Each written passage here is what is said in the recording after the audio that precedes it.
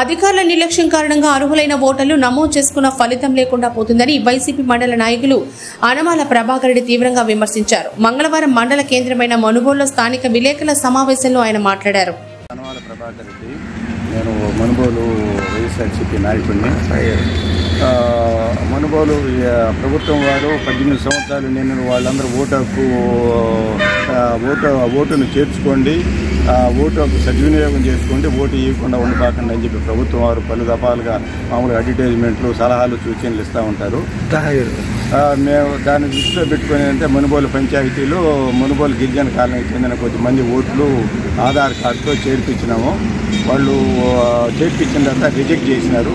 మళ్ళీ వీఆర్ఓ నాగార్జున దృష్టికి తీసుకోకపోతే ఆధార్ కార్డు కాదు రేషన్ కార్డు పెట్టి అప్లై చేయమన్నాడు. ఆ విధంగా పెట్టినా కూడా అది కూడా రిజెక్ట్ అయినది. అదేవిధంగా మనుబోలులో ఏంటంటే 40 సంవత్సరాలుగా ఉంటున్న గూడూరు పెంచలే అనే పూల వ్యాపారి 4 ఓట్లు ఉన్నాయి వాళ్ళ ఇంట్లో. ఆ 4 ఓట్లు 4 సార్లు అప్లై చేసినారు, అది కూడా రిజెక్ట్ అయింది. వీళ్ళే కాకుండా చాలామంది ఏంటంటే ఓట్లు మాకు రావటం లేదని చెప్పి నా దృష్టికి తీసుకొచ్చినారు. నేను రెవెన్యూ వాళ్ళని అడిగితే రెవెన్యూ వాళ్ళు వచ్చి వెంకటాచలం రెవెన్యూ వాళ్ళని కనుక్కోమన్నారు.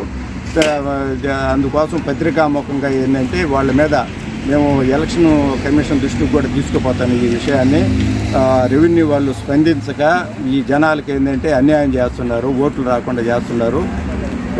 దీని మీద చర్యలు తీసుకోవాలని చెప్పి కోరుతున్నాను.